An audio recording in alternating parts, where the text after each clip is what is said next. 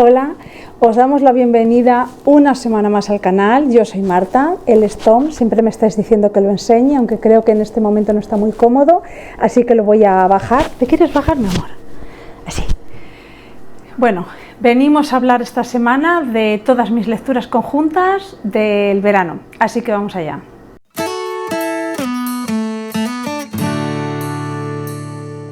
He apagado el aire acondicionado porque creo que hace un ruido atroz, pero no sé si seré capaz de grabar todo seguido el vídeo aquí encerrada, porque hoy es un día que hace muchísimo calor. Bueno, pero todo sea porque se oiga bien.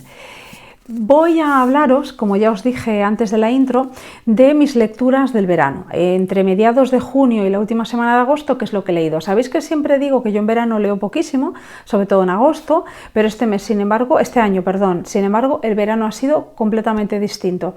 He leído un montón, he leído una barbaridad. Y voy a empezar por la lectura conjunta que organicé en junio de Amor de Elizabeth von Arnim. Sabéis que ya un poco por tradición, desde que hace como 3 años o más, organicé la lectura conjunta de Vera. Siempre que Trotalibros saca un libro de Elizabeth von Arnim, organizo lectura conjunta. Entonces ya la hice en su momento de Vera, la hice de Expiación y Amor también la he hecho.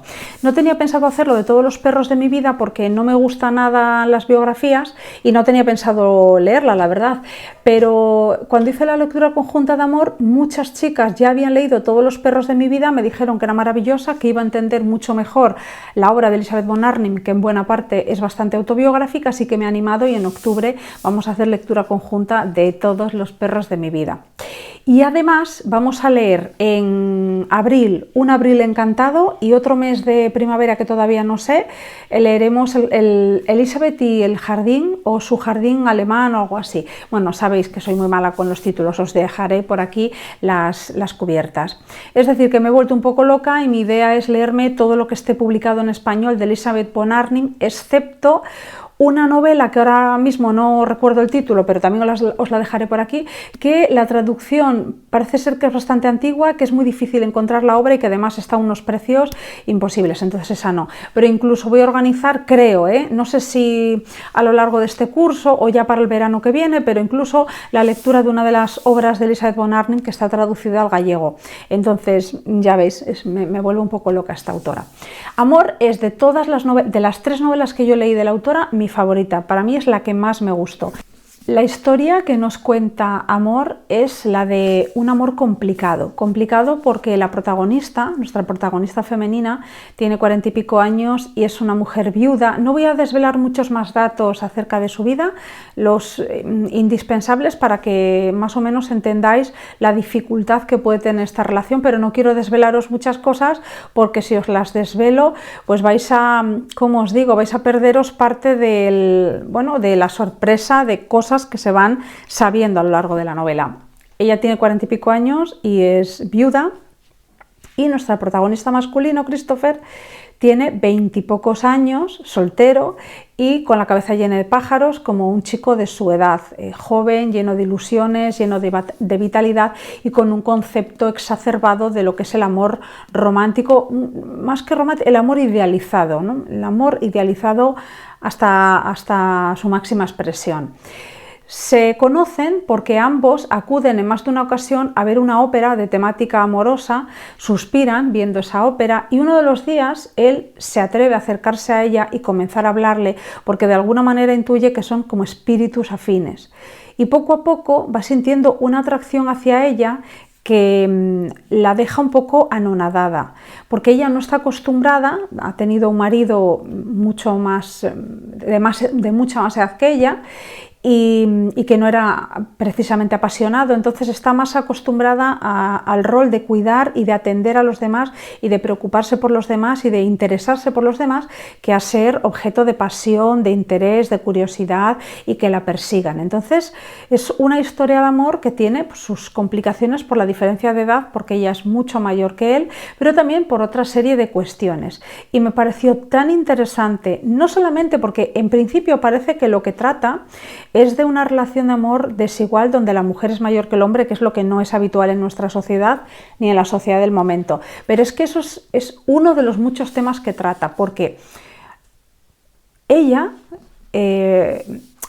creo que nunca se plantea su edad ni su apariencia hasta que empieza a sentir interés por él.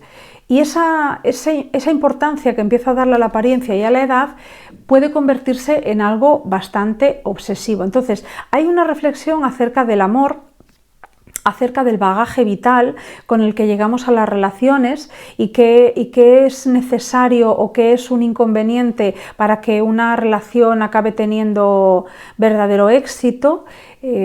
Cómo se comportan las mujeres que nunca han tenido libertad de movimiento cuando por fin tienen esa libertad de movimiento. O sea, hay unos temas que son muy típicos de Elizabeth von Arnim y que volvemos a tener un final maravilloso. Voy a leeros una parte que a mí me pareció bellísima de la obra, que dice así: la vida era un destello, una minúscula llama que ya se había extinguido antes de que a una le diera tiempo a mirarla.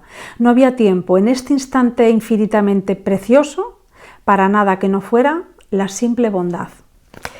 Y es eso, una de las características más destacadas de Catherine, que es nuestra protagonista, es que es extremadamente bondadosa. Muy, muy bondadosa. Me encantó la novela, me pareció maravillosa, de mis mejores lecturas del año. El siguiente libro del que vengo a hablaros fue también la lectura escogida para lectura conjunta en uno de los grupos que tengo en el Club 150, que leemos obras de menos de 150 páginas. Me refiero a esta belleza de edición, Aura, de Carlos Fuentes, una obra que yo tenía en Alianza 100 en una edición muy feita por ahí, que ya tenía muchas ganas, de tener una edición mejor, pero es que esto ya, libros del Zorro Rojo, a mí me parece que las ediciones que hacen son espléndidas y espectaculares. Me lo compré en la Feria del Libro de Madrid, se lo compré a Girasol Librería, a Laura, y me encantó. Había leído ya la cuento largo, no sé muy bien cómo llamarlo porque ya veis que es muy breve.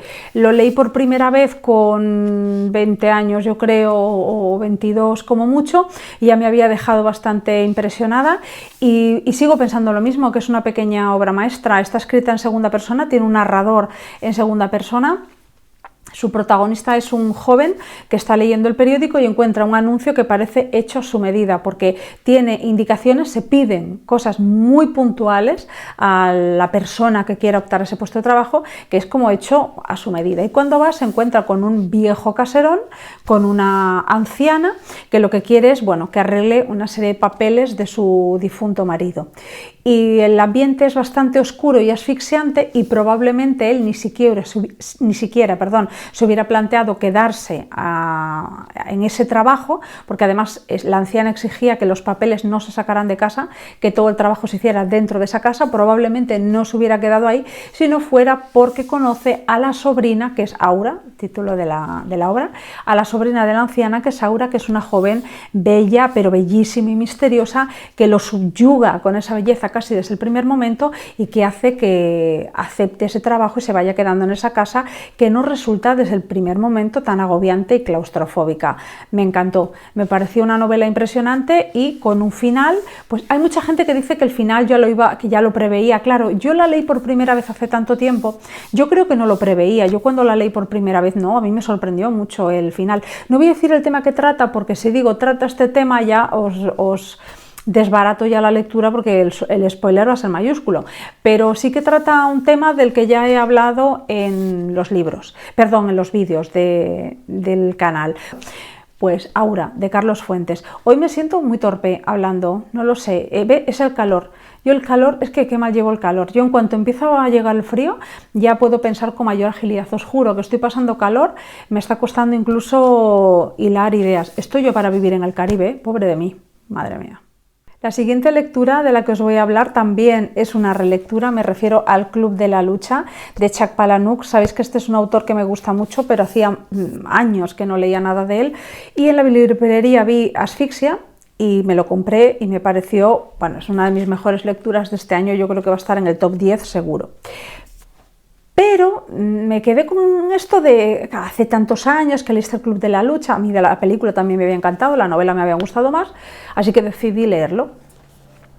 ¿Qué me pareció? Pues me pareció fabuloso, me pareció una novela extraordinaria, pero la verdad es que me sorprendió menos que la primera vez que la leí, porque claro, para mí la primera vez era todo nuevo y es que del libro casi me acordaba al detalle, no hubo nada que se me hubiera olvidado, que hay lecturas, relecturas que parece que nunca has pasado por ese libro y esta que la tenía fresquísima.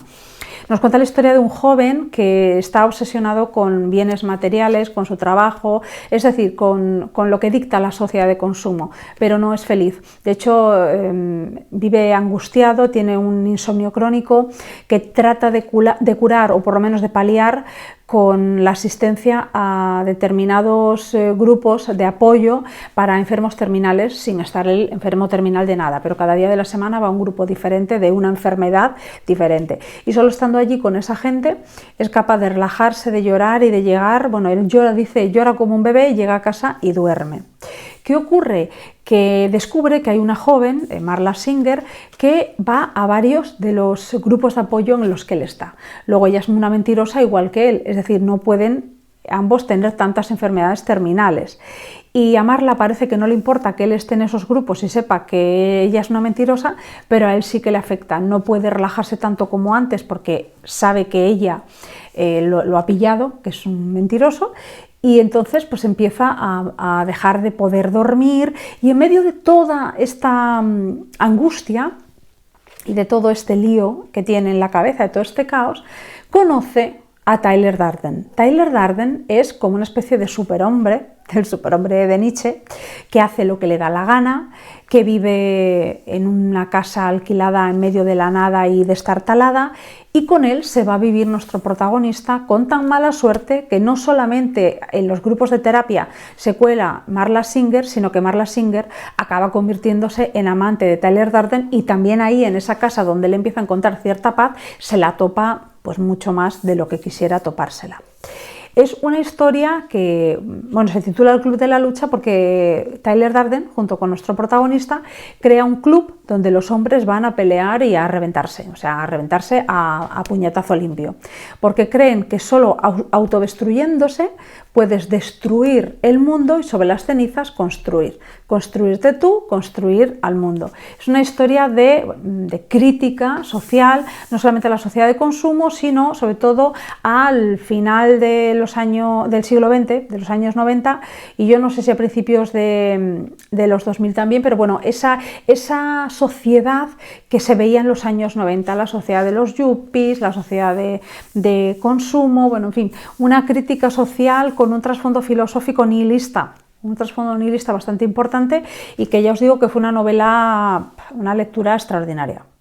El siguiente libro del que vengo a hablaros me dejó un poco fría, voy a decir, y no porque sea una mala novela, porque yo considero que es una buena novela, sino porque, bueno, voy a decir el título, El detective salvaje de Jonathan Lethem, sino porque el autor es amigo de Bret Easton Ellis y de Donna Tartt y yo esperaba encontrarme como con un segundo Bret Easton Ellis, no porque trate los mismos temas y de la misma manera, no es eso lo que busco, sino porque creía que me iba a producir ese impacto, ¿no? Leerlo.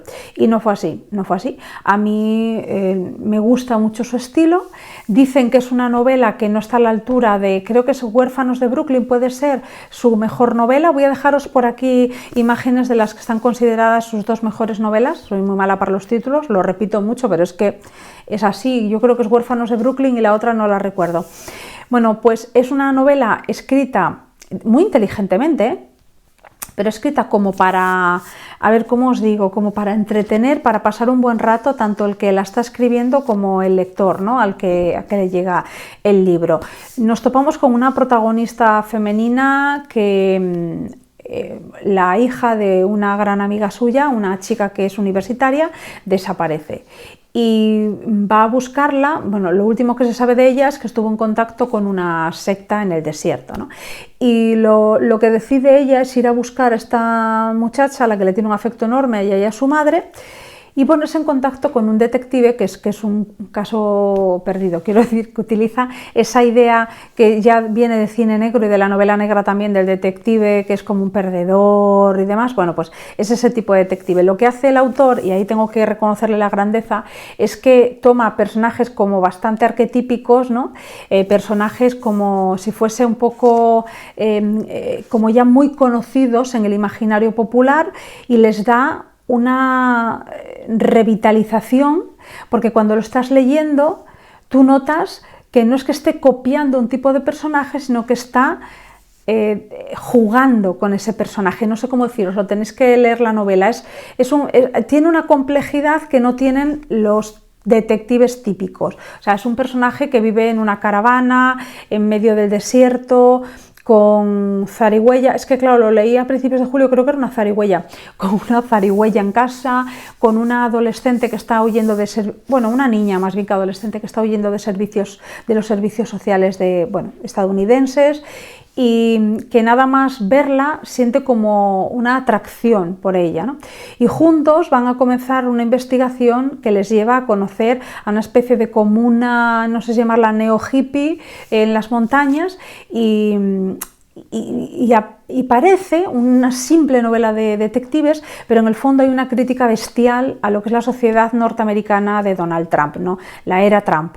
Y no sé, me gustó mucho cómo estaba escrita, pero es que me pareció que estaba súper entretenida y luego muy afilada la crítica, me gustó mucho, pero yo es que me esperaba más. Yo me esperaba, no sé, tengo que leer los de Brooklyn, Los huérfanos de Brooklyn, que probablemente se haya más una novela como más ambiciosa, porque no me impactó como yo esperaba que me impactara, pero es una buena novela y me gustó muchísimo, la recomiendo.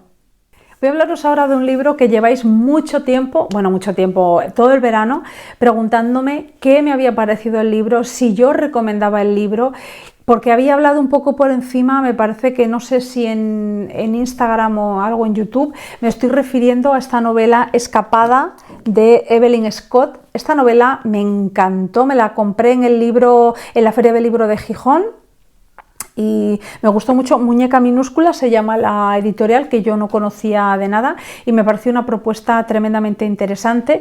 Evelyn Scott es el seudónimo que utilizó la autora. La autora era una joven del sur de Estados Unidos, recordar que era de Nueva Orleans, que tenía 20 años. En Nueva Orleans, con 20 años, eres menor de edad. Entonces ella conoce a un profesor universitario, creo que incluso era decano de la universidad, que tiene 40 y tantos, que está casado en segundas nupcias, tiene hijos del primer matrimonio, pero está casado en segundas nupcias, y se enamoran y deciden huir juntos. Luego cometen un doble delito, o él por lo menos comete un doble delito. El primero, que en la época era delito pues tener una amante, y él la tenía, y porque había huido con una chica de 20 años que era considerada en ese estado, en Luisiana, como menor de edad. Creo que es en Luisiana, es en el sur de Estados Unidos, pero igual me estoy liándome con el estado. La historia narra cómo ellos, porque claro, la mujer lo pone en conocimiento de la policía y los persiguen, entonces ella van huyendo por distintas ciudades de Estados Unidos y finalmente acaban en Brasil, pero acaban en Brasil y ella no tiene ni idea de portugués. Él sí sabe portugués y de hecho encuentra un trabajo y tiene vida fuera de la casa en la que viven, que es una casa destartalada con bichos por todas partes porque son pobres. De hecho, la editora me dijo, que fue lo que me acabó de convencer, me dijo, es una especie de Memorias de África pero en pobre, porque ellos son muy pobres, económicamente lo pasan muy mal, entonces le tocan el periodo de la guerra y por lo tanto cuando están en Brasil, estando en conflicto, el mundo, digamos, no les permiten salir del país, luego están atrapados en Brasil, en un país del que ella no sabe ni la cultura, no conoce el idioma y no puede hablar con nadie que no sea su propio marido cuando llega a casa. Entonces conoce un tipo de soledad terrible. Para colmo de males está embarazada, pasando un embarazo bastante complicado, y luego nace su hijo y yo creo que es una depresión posparto y toda esa soledad, pues cómo sobrelleva esos momentos. Es una novela que tiene muchos toques modernistas e impresionistas y por lo tanto su narración no es lineal, más que capítulos largos, aunque algunos sí que son más largos, está formada por fragmentos, muchos de los cuales son reflexiones que la autora hace sobre algo que ocurre, algo que descubre en el país, una tradición, algo cultural, o pensamientos que ella tiene, ¿no?, acerca de la maternidad, del amor, del deseo, del cuerpo femenino y demás. Esta novela fue un escándalo mayúsculo en la época. Y os voy a leer, que esto viene en la parte de atrás, algunas de las cosas que los críticos de la época dijeron sobre Evelyn Scott. Nunca debería haber sido publicada en su malsana forma actual, se refieren a esta novela, ¿no? La mente del autor es mórbida, el mundo que se ve es antinatural, un espejo distorsionado por su propia patología. Y si leéis la novela os extrañará que no vais a encontrar nada ni distorsionado ni nada que demuestre que tenga ella una patología extraña. Ella lo que tenía, yo creo que era una depresión posparto brutal, unida a una depresión fruto, yo creo, del abandono de todo cuanto conocía. Llega idealizando ese amor y se encuentra pues con una realidad que no es un cuento de hadas precisamente. Entonces la depresión que ella ya traía, por un lado, coincide con la depresión posparto, se unen las dos y lo que tiene ahí es un cóctel molotov. Y dice también, que esta me parece una crítica mucho más fuerte: encierren a esa maldita mujer en una institución mental. ¿Pero por qué? ¿Cómo se atreve a escribir sobre su cuerpo o sus emociones? ¿Cómo se atreve a escribir sobre el parto en términos que no sean sagrados? Porque ella habla del dolor de la suciedad que conlleva el parto, es decir, de una realidad que ya ha vivido, ¿no?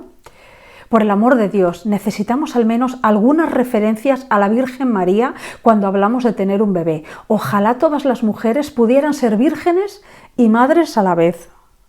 Señor, ¿qué me está contando, caballero? Y sigue, no quiero oír que duele. O sea, que el parto duele, no se puede, no. Yo creo que cuando los hombres iban a la guerra y les amputaban, hombre, no voy a comparar un parto con amputar, por Dios, no digo eso, pero no voy a usar amputar, los herían o tenían que pasar por una operación o bueno, una serie de cosas, ¿no? Pues ellos tenían un dolor físico del que se podía hablar, ¿no? Porque no sé por qué va a estar estigmatizado hablar del dolor. Pues el parto, claro, estamos hablando de un parto natural de la época, ¿no? En unas condiciones pues, que no eran las óptimas precisamente, pues fue muy doloroso y ella no se esperaba que fuera así. Pero no, este hombre no quería escuchar hablar de que el parto duele, ¿no? Es algo sagrado y ojalá pudiéramos ser vírgenes y madres a la vez. Porque y luego hablan de patología, ¿no? No sé quién tendrá la patología, si el crítico o la escritora. Ahora cállate, acaba diciendo en la crítica, ahora cállate, se lo dice a la autora, cállate, deja ese maldito bolígrafo y prepárame una taza de té. Pero ¿qué me estás contando? O sea, es que yo estaba leyendo el libro y yo vi cómo era tratada ella, cómo era humillada y todo lo que sufrió, porque es que lo que esta mujer sufrió fue terrible y yo tenía un mal humor en todo momento, me puse de una mala leche que yo decía, me parece increíble cuando ella está contando su propia realidad, su vida y sus miserias y la realidad de un parto. Claro, a ver, ella fue madre jovencísima. En una época en la que las mujeres teníamos la educación sexual, que parece que yo soy de aquella época, no soy tan mayor, tenían una educación sexual nula, no sabían nada, entonces llegaban al parto, no sé, al parto y al matrimonio, a todas partes llegaban con una ignorancia atroz, entonces me imagino que para ella sería un shock pasar por un parto sin saber nada de nada y encontrarse con todo aquello, o sea, tuvo que ser muy duro y además en esa soledad, bueno, lo recomiendo muchísimo, es una novela que a mí me dejó, la verdad, impresionada, me gustó mucho, no conocía de nada al autor y me gustó muchísimo. El siguiente libro del que vengo a hablaros es otra de mis grandes lecturas de este verano, me refiero a La maldición de Hill House de Shirley Jackson. Este libro lleva en mi casa, no os exagero, pero unos 5 o 6 años y es como que nunca me veía. De hecho, el primer capítulo lo leí en más de una y de 2 ocasiones y era como que acababa de arrancar, pero me surgió la oportunidad de que había una lectura conjunta y dije, bueno, me voy a animar. Ya sabéis esto de las lecturas conjuntas, que tira uno por otro, el otro por el uno y al final acabas leyendo algo que igual en principio tampoco te apetecía tanto. Y luego el resultado es positivo. Yo había leído de este autor algún que otro cuento, La lotería y un par de cuentos más, leí muy poquitos, 3 o 4 cuentos de ella, no creo que haya leído más de 4. Y luego leí también Siempre hemos vivido en el castillo, que me parece una novela de 10, me pareció fabulosa. Esta me gustó muchísimo, pero no tanto como Siempre hemos vivido en el castillo. La maldición de Hill House, yo empecé leyéndola con esa idea de que iba a ser aterradora, porque sabéis que soy de miedo fácil, Casa encantada o Maldita, y no sé, apariciones fantasmales, yo digo, pues ya está, yo ya me muero de miedo. Sin embargo, llevaba leído como un tercio de la novela y yo no veía eso por ninguna parte. Y lo hablé y voy a dejar aquí su Instagram, con Blanca, y ella fue la que me recomendó, me dice, mira, yo cuando iba leyendo la novela, iba viendo que había cosas como que no cuadraban, que era como un juego, ¿no? Y yo me dejé llevar, jugué a ese juego y fue muy interesante, ¿no?, lo que descubrí. Entonces yo hice eso, le hice caso y dije, olvídate, Marta, de que es una novela de terror y simplemente lee, entra en el juego. Y el juego es el siguiente: el narrador, aunque está en tercera persona, nos narra casi siempre, casi en cada momento, desde la perspectiva de Elinor, que es uno de los personajes que está en esa casa, y para mí la protagonista, desde la perspectiva de Elinor, cómo percibe ella esa historia. Y aunque no es un narrador en primera persona, es un narrador del que no te puedes fiar porque está totalmente envenenado por la visión que tiene Elinor de la historia, y la visión que tiene Elinor no es fiable. Entonces, Elinor, lo que sabemos de ella, es una joven que ha vivido con una madre enferma durante muchísimo tiempo, que lleva una culpa enorme con respecto a los últimos tiempos de la enfermedad de su madre, que tampoco se lleva demasiado bien con su hermana, que ansía desesperadamente amor, y su madre no solamente estaba enferma, sino que debía ser muy cruel con ella, por lo tanto nunca recibió ese amor, tampoco por parte de la hermana, que parecía como despreciarla, como no valorarla. Entonces necesita desesperadamente amor, eso por un lado, y por otro lado tiene el complejo de que estorba en todas partes y nadie la quiere cerca. Esta es una de las personas que está en la casa, una de las personas que es convocada por un doctor en psiquiatría, creo que era, pero que realmente su afición máxima es la parapsicología. Entonces él sabe que en esa casa han ocurrido hechos terribles y que ocurren cosas que dan muchísimo miedo, que hacen pensar que la casa está de alguna manera maldita o por lo menos tomada por fantasmas, y se reúne allí con unas personas que cree que tienen unos poderes especiales, unos poderes psíquicos especiales, que serían esta chica, Elinor, después Theodora, no recuerdo cómo se llama otro chico, y que es descendiente de los dueños actuales de la casa. También acaba viniendo la mujer del doctor más adelante. Bueno, la cosa es que ellos tienen muy poca información sobre la casa, y en parte tienen muy poca información porque yo creo que el doctor piensa que si les da toda esa información, cuando ellos vean o sientan o presientan las cosas que hay en la casa, no va a saber si las ven o las presienten porque están coaccionados por lo que él les contó o no. Por eso yo creo que les cuenta muy pocas cosas, se lo cuenta todo con cuentagotas. Entonces, para mí, la historia de la casa es la historia de la pérdida total de raciocinio, no sé si decirlo así, o de la pérdida de la cordura por parte de Elinor. Entonces, el miedo, aunque sí la casa está maldita, aunque sí hay apariciones fantasmales, lo que verdaderamente da miedo de la novela es ese descenso a los infiernos de esa mujer que psicológicamente no toca pie, ha perdido pie realmente. Entonces me pareció una novela buenísima, y luego el final me parece redondo, me parece una novela brutal, me gustó muchísimo, pero repito que sigue gustándome más Siempre hemos vivido en el castillo. Yo por lo menos pasé muchísimo más tensión que con esta. Otra de las lecturas de este verano fue Señora de rojo sobre fondo gris de Miguel Delibes. Una obra muy breve, por lo tanto, para los que quieren lecturas breves e intensas, este sería una de esas lecturas. Voy a ver si se ve. Este libro forma parte de una iniciativa que se llama Libros Viajeros de la Biblioteca de Valdés, ¿no?, de un concejo de Asturias.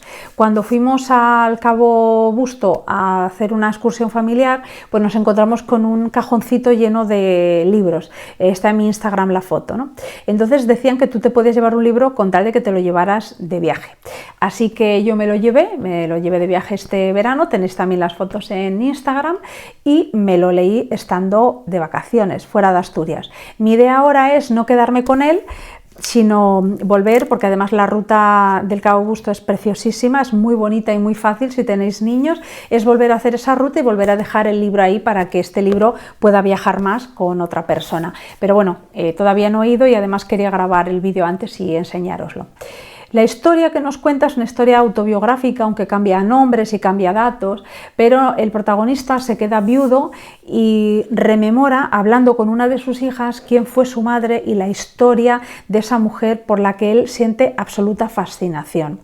La mujer es muy representativa y a mí, en cierto sentido, me recordó a Carmen de 5 horas con Mario, no totalmente, por Dios, pero bueno, me pareció pues una mujer bien, una señora bien del Valladolid, una mujer de toda la vida de Dios, sabéis, ¿no? De estas mujeres bien de la época del franquismo, no sé cómo os digo, una mujer con una enorme sensibilidad artística y que de alguna manera convirtió a la familia en lo que era, convirtió al marido en quien era, pero también era capaz de sacar lo mejor que tenían otros artistas. Se ve que el marido la adoraba profundamente, admiraba muchísimo a su mujer y sus cualidades, y a mí me resultó muy enternecedor. Una cosa de la que os voy a avisar: se nos va contando cómo muere la mujer y qué es lo que le pasa. Si sois un poco aprensivos a leer cuestiones de enfermedades, os lo digo porque yo sí que lo soy. Yo sí soy aprensiva, no me gusta leer detalladamente sobre una enfermedad, no me importa que me digan que fulanito murió de tal cosa, pero cuando ya empiezan a indagar, los primeros síntomas son esto, luego tal, yo lo paso fatal. Y de hecho, por eso sufrí tanto con la lectura de La muerte de Iván Ilich, porque bueno, vas viendo un poco todo el proceso de deterioro hasta llegar a la muerte, y también en partes con esta novela me quedé bastante tocada y bastante mal, tengo que reconocerlo. Pero me gustó, me parece delicadísima la manera que tiene Delibes de escribir, y me ha reconciliado con Delibes, que sabéis que no es santo de mi devoción, que a mí no me encanta Delibes. Me gustó muchísimo 5 horas con Mario, me gustó muchísimo también Los santos inocentes, todavía más Los santos inocentes que 5 horas con Mario, pero luego intenté leer, me parece que es El hereje, que la abandoné porque no me gustó, no era capaz de avanzar, y alguna cosa más de él intenté leer. Pero tras leer esto me quedé como diciendo, te estás perdiendo cosas de Delibes. Entonces os quería comentar que si sois amantes de Delibes, si habéis leído obras que realmente os han gustado mucho de él, podéis recomendármelas aquí abajo en comentarios, porque quería leer algo más de Delibes, que es un autor que tengo muy olvidado, y como ya asumiendo que este autor a mí no me iba a gustar. De hecho, me llevé este libro de la biblioteca esta que había donde el Cabo Busto, porque todos los demás eran o de novela romántica o juvenil o cosas así que como que no me interesaban. Este era el único que veía con posibilidades de poder leerlo, por eso me lo llevé, porque si hubiera cualquier otro seguro que no me lo hubiera llevado solo porque era de Delibes y hubiera creído que no me iba a gustar. Y os digo que es una absoluta preciosidad. Os voy a hablar ahora de un libro que no, y de una autora que nunca en la vida había oído hablar. Estoy hablando de Petra Hulova, no sé si se pronuncia así evidentemente, es una autora checa, y una novela titulada El movimiento. Es de una editorial que se llama Funambulista.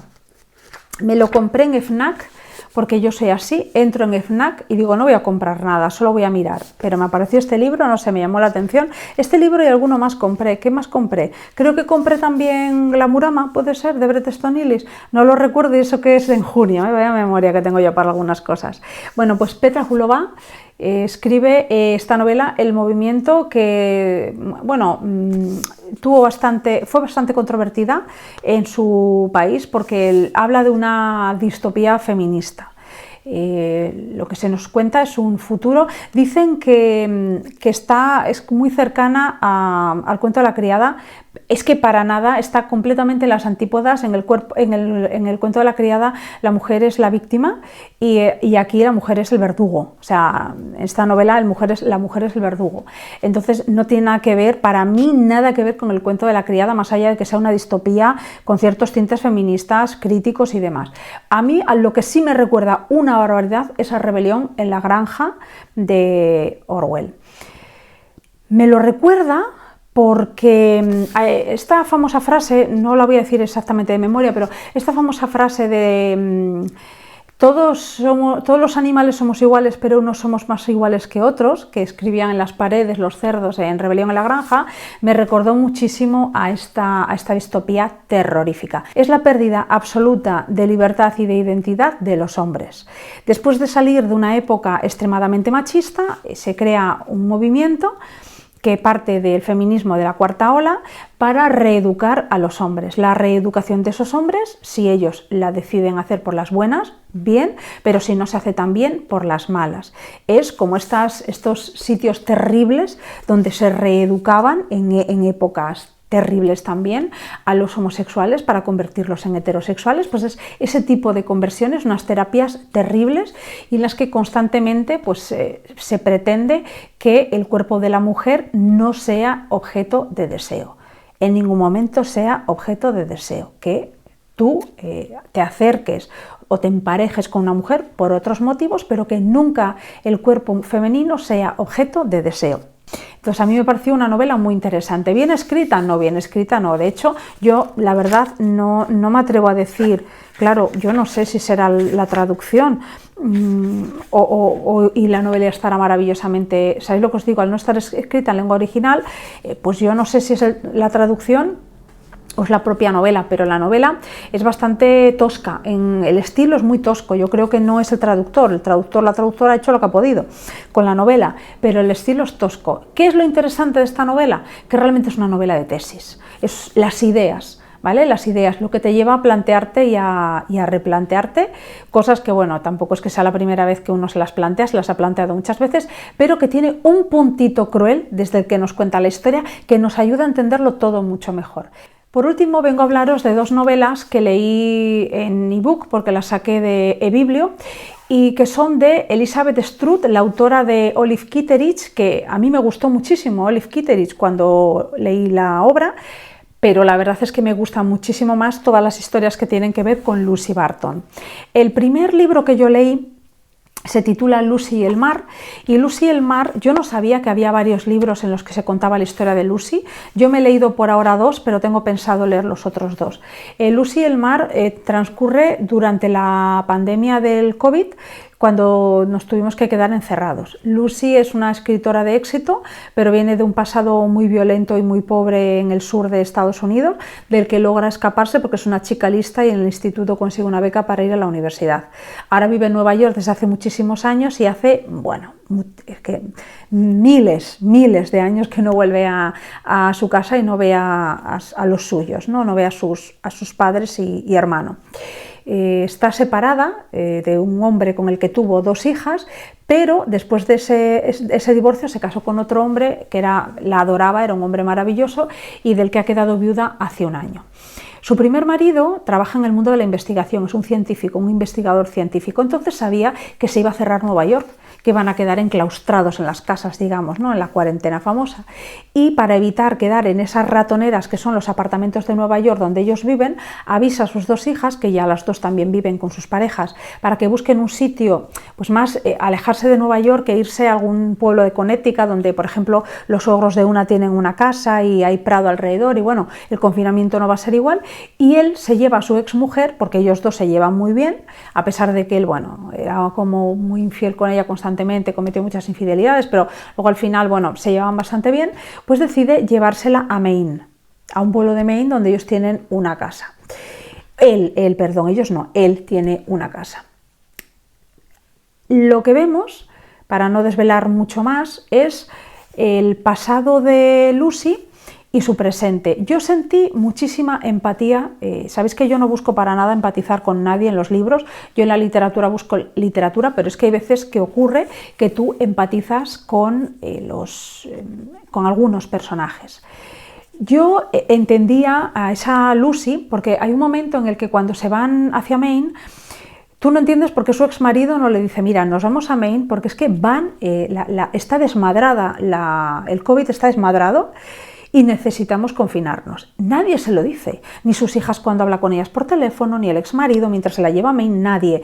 Y tú no sabes, que es uno de los misterios es una novela muy breve, de menos de 150 páginas, que tú quieres desvelar, y luego te das cuenta que es que Lucy no vive mucho en la realidad.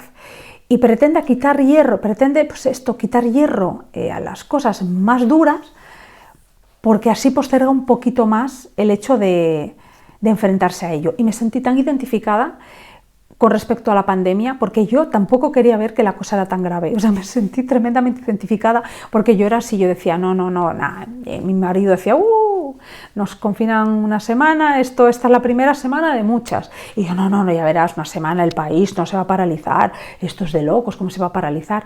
Yo lo vivía un poco como ella hasta que luego ya me explotó en la cara, ¿no?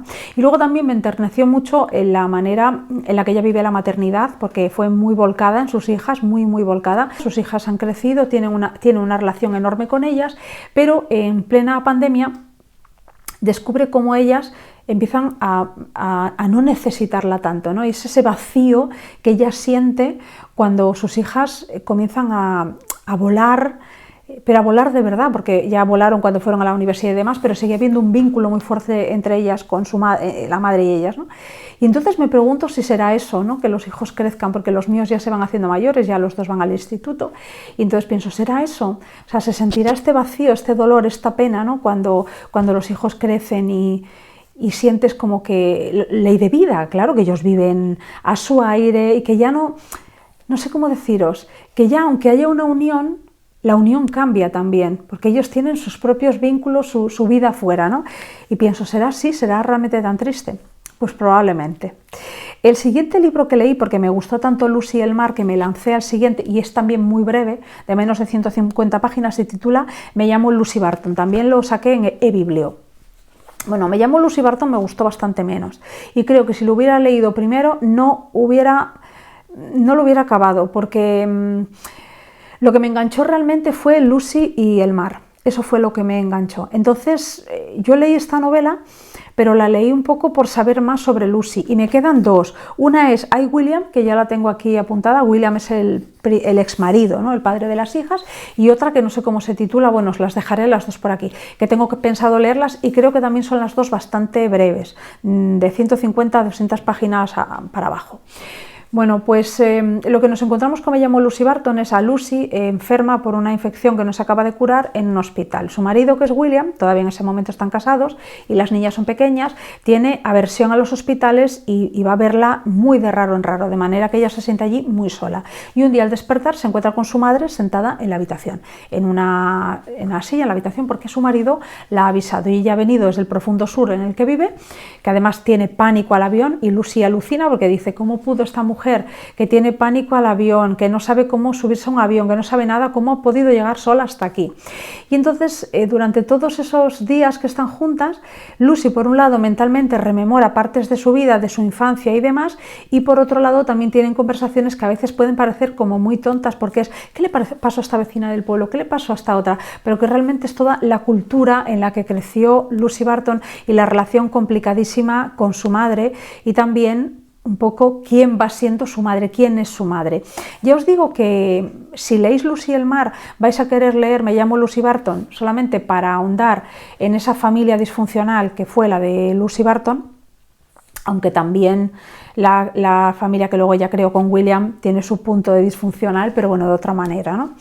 Y los otros dos seguramente. Ahí William se centra más en el marido, me imagino que en la época justo anterior o justo posterior al divorcio y por qué llegó a ese divorcio, y luego hay otro más que no sé muy bien qué parte de ella, de su vida narrará, pero que yo desde luego tengo muchísimas ganas de leer, porque yo creo que los cuatro juntos son los que me van a dar la idea de quién es Lucy Barton y cómo fue realmente su infancia, porque tienes cuatro pinceladas, pero te las narra de una manera tan buena, o sea, lo hace tan bien que realmente parece que conoces todo el pasado con muy poquito que te cuente. Y luego Elizabeth Strout tiene una cualidad maravillosa. Yo todo lo que he leído de ella es extremadamente sencillo. El estilo de Elizabeth Strout es sencillo, que nadie busque ningún fuego artificial en el estilo de Elizabeth Strout, pero tiene alma. Lo que escribe tiene alma, te toca el corazón. No te deja indiferente, los personajes tienen una profundidad maravillosa. O sea, si queréis leer algo con alma, que realmente os deje ese rezunzum, ahí tiqui tiqui tiqui, la historia dando vueltas en la cabeza y que os toque el corazón, yo creo que lo que yo he leído de esta autora, todo, tanto Olive Kitteridge como todas las de Lucy Barton. Y eso sería todo por hoy. Esas son mis lecturas del verano. Pues vuestro verano, ¿qué tal? ¿Bien? ¿Habéis leído mucho? Si queréis recomendarme algo de lo que habéis leído en verano, os leo en comentarios. Muchísimas gracias por haberme escuchado y chao, hasta la próxima.